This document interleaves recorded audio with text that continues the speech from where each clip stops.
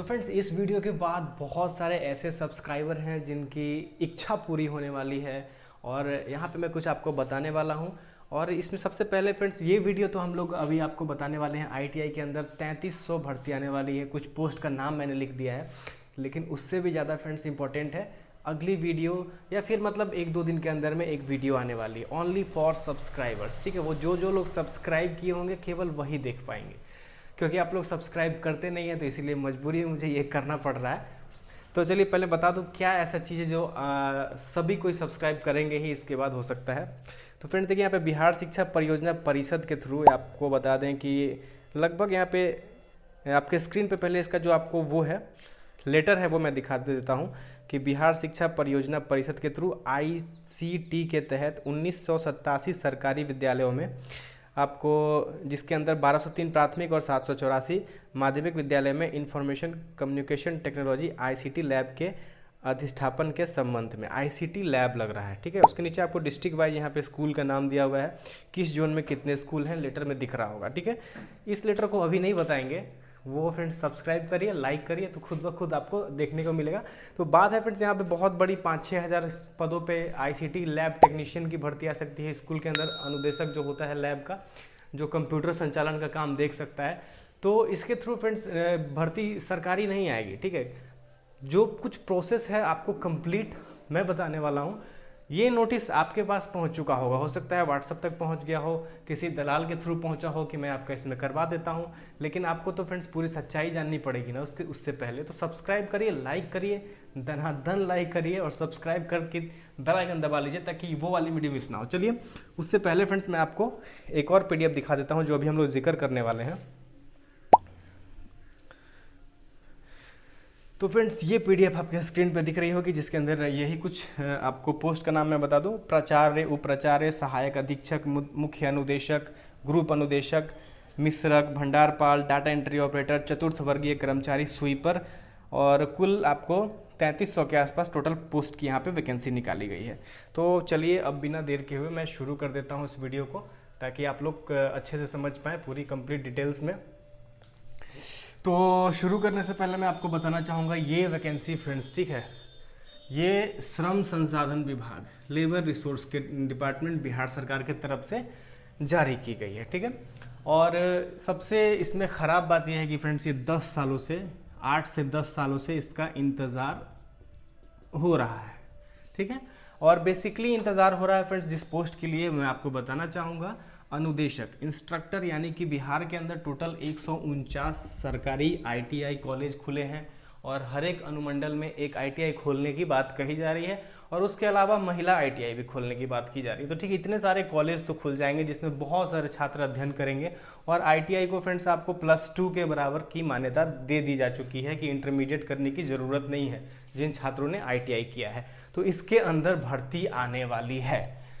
ये भर्ती फ्रेंड्स आपको बहुत दिनों से मतलब चर्चा में है, कब आएगी, लेकिन एक नोटिफिकेशन, और डिपार्टमेंट की माने तो डिपार्टमेंट का कहना है कि नवंबर तक, ठीक है, नवंबर तक नोटिफिकेशन जारी कर दिया जाएगा, फरवरी तक इसका एग्ज़ाम ले लिया जाएगा।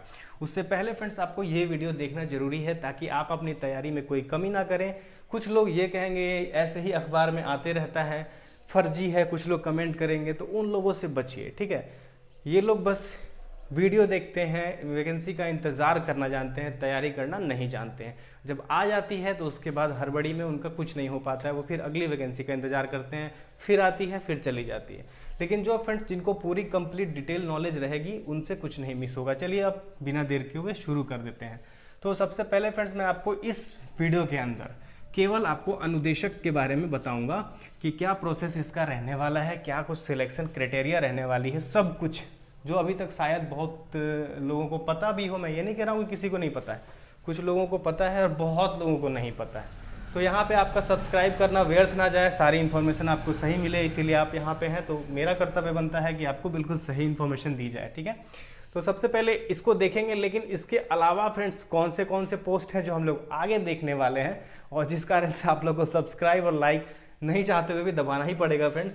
तो देख लीजिए फ्रेंड्स, इसके अंदर डेटा एंट्री ऑपरेटर की 72 परमानेंट सीटें निकलने वाली हैं, लोअर डिवीजन क्लर्क की 268 निकलने वाली हैं, अपर डिवीजन क्लर्क की 149, यानी कि फ्रेंड्स और उसके बाद मिश्रक की 80 सीटों के आसपास, भंडारपाल की 55, ग्रुप डी की वैकेंसी, ठीक है, जो परिचारी आप लोग देखते हैं, परिचारी या फिर चपरासी की बात करें ग्रुप डी की भर्ती, तो 634 पद, वो भी परमानेंट, ठीक है।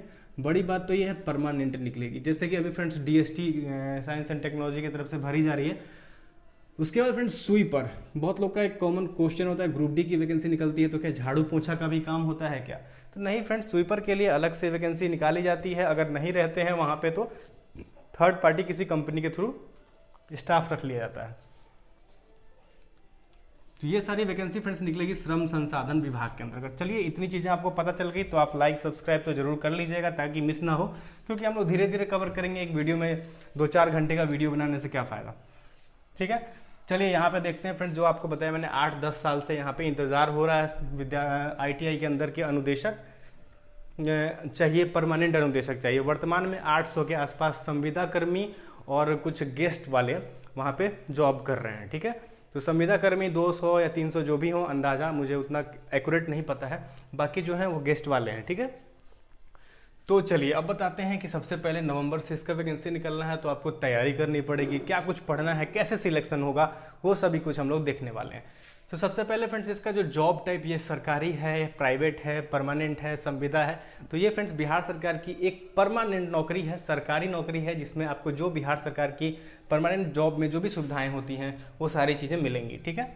आगे आपको बताते हैं फ्रेंड्स, इस पोस्ट का नाम है अनुदेशक।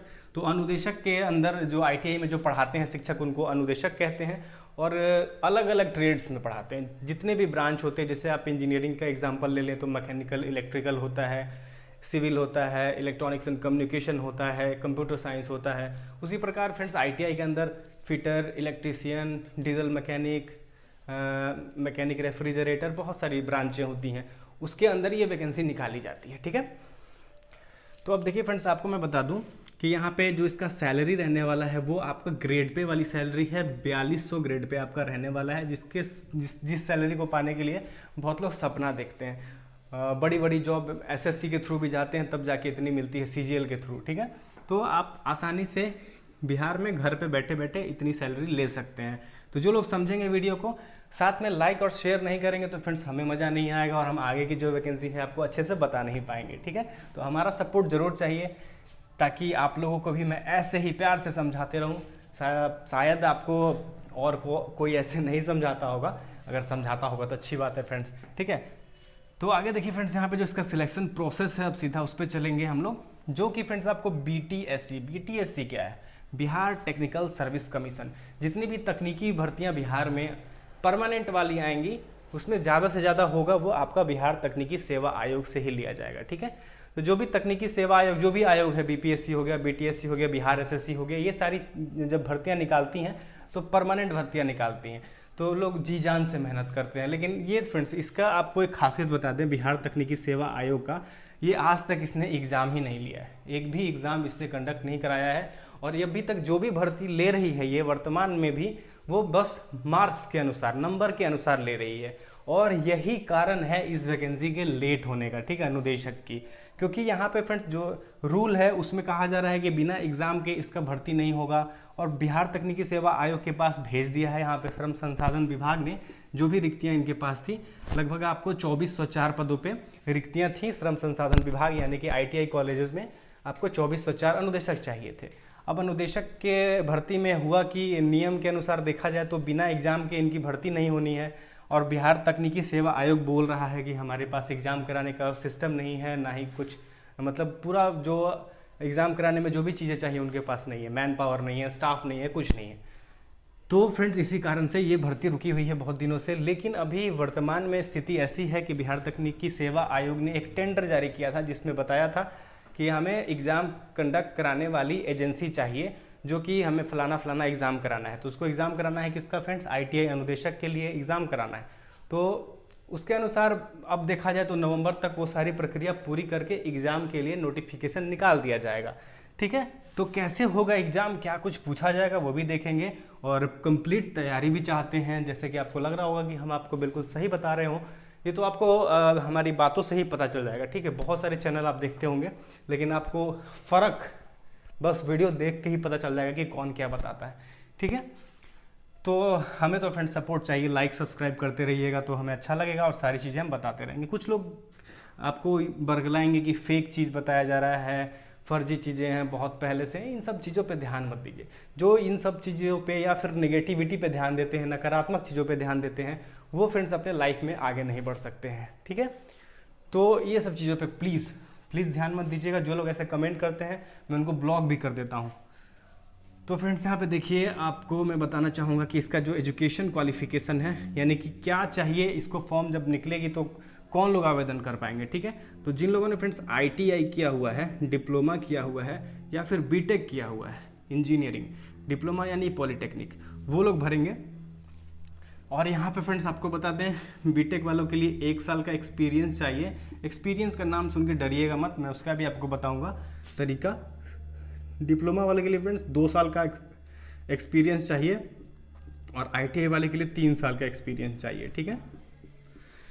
अब ये तो फ्रेंड्स अनुदेशक का पोस्ट है और इसके अंदर फ्रेंड्स आपको पता है कि कर्मशाला यानी कि वर्कशॉप भी होता है, वर्कशॉप के लिए भी अलग से निकाला जा सकता है। और अभी देखिए मैं आपको बताता हूँ कि जो एक्सपीरियंस मांगा गया, अब ये कहाँ से लेके आए भाई, हम लोग तो अपने BTech कर लिया, डिप्लोमा कर लिया, ITI कर लिया, नौकरी तो लग नहीं रही है, नौकरी लगेगी भी तो हम एक्सपीरियंस लेके फिर दूसरी नौकरी में क्यों जाएंगे, बहुत सारी सवाल हो सकती है आपके दिमाग में।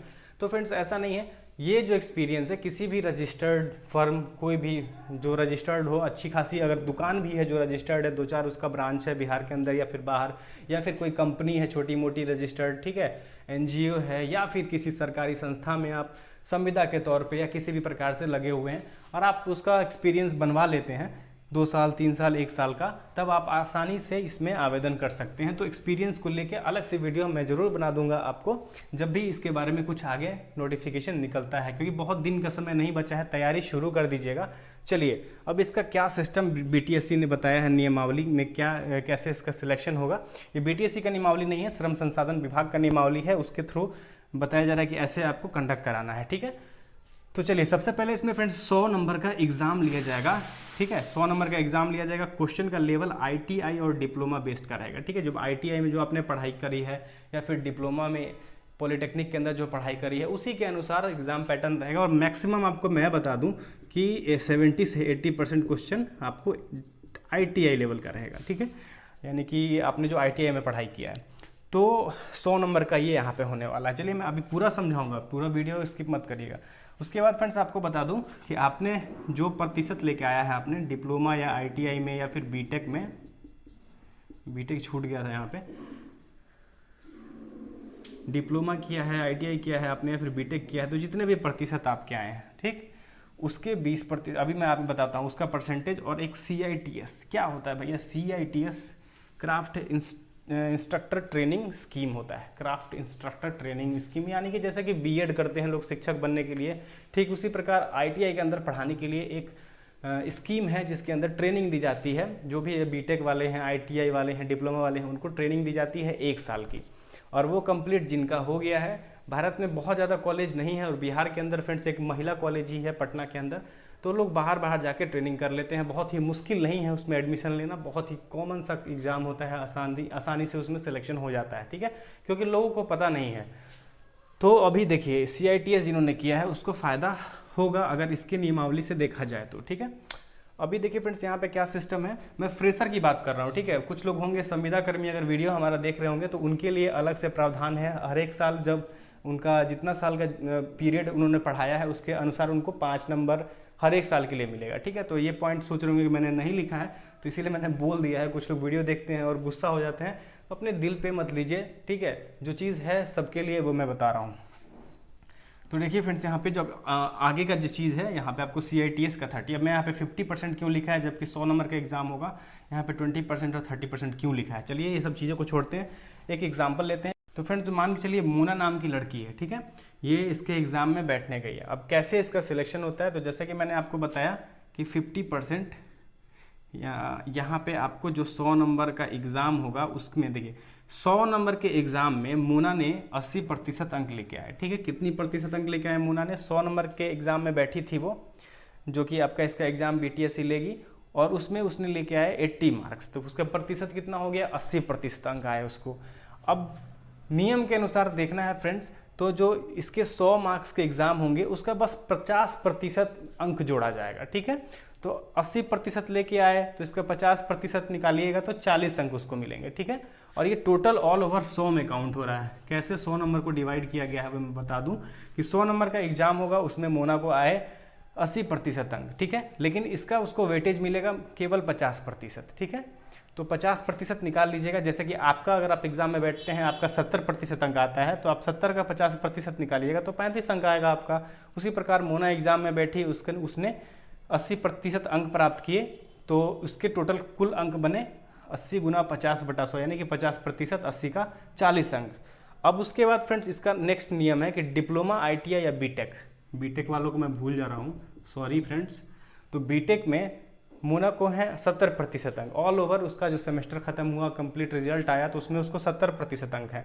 तो 70 का फ्रेंड्स उसको 20% वेटेज मिलेगा, 20%, ठीक है। आपके डिप्लोमा में, ITI और बीटेक में जितने भी प्रतिशत आए उसका 20% निकाल लीजिए। तो मोना को आए थे 70%, पॉलिटेक्निक करी थी मोना ने, 14 नंबर उसके हो गए, ठीक है। मोना ने CITS भी किया हुआ है जो ट्रेनिंग होती है, तो यहाँ पे उसको 80% अंक आए थे CITS ट्रेनिंग के अंदर, तो उसका 30% निकाल लेते हैं क्योंकि CITS ट्रेनिंग का 30% वेटेज मिलेगा इसके नियमावली के अनुसार।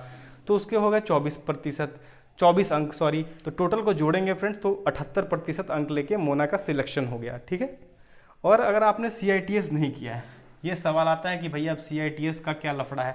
तो CITS जिन्होंने नहीं किया है तो उनको फ्रेंड्स केवल 80% मार्क्स के ही अंदर फाइट करना पड़ेगा। 30% का जो एक्स्ट्रा बोनस है केवल जो CITS वाले हैं उनको मिलेगा, और जो संविदा कर्मी हैं पहले से काम कर रहे हैं उनको मिलेगा, ठीक है। नियम के अनुसार देखा जाए तो यही दोनों को मिलेगा। बाकी जो नॉर्मल कैंडिडेट हैं वो केवल 80% यानी कि आपका एग्जाम का जो 50% बोनस है वो, और आपका ये डिप्लोमा और का जो आपको 20%, 70%, सॉरी 80 नहीं 70% के लिए वो लोग फाइट करेंगे।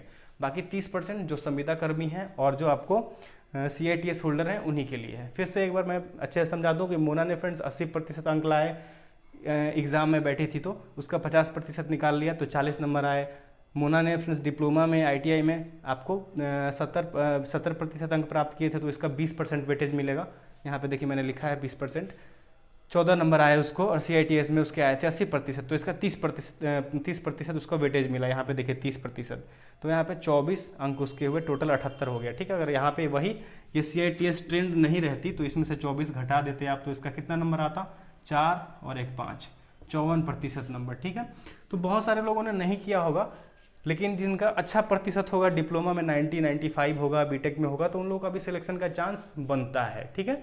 तो इस वीडियो में फ्रेंड्स इतना ही। अगली वीडियो में हम लोग ये भी देखेंगे और जो मैंने आपको बताया है ICT जो लैब लगाया जा रहा है उसका क्या प्रोसेस है सब कुछ बताएंगे। उसके चक्कर में फंसिएगा मत अभी, और बिना वीडियो देखे तो बिल्कुल किसी के चक्कर में मत फंसिएगा। सारी इन्फॉर्मेशन आपको अपने चैनल जॉब्स वाले भैया पे ऐसे ही टाइम टू टाइम मिलती रहेगी। और यही कह के फिर से एक बार बोलूँगा, लाइक सब्सक्राइब शेयर जरूर करिएगा, हमें मोटिवेशन बहुत मिलता है और हम ऐसे ही आपको वीडियो टाइम टू टाइम देते रहेंगे। नेक्स्ट वीडियो तक के लिए फ्रेंड्स धन्यवाद।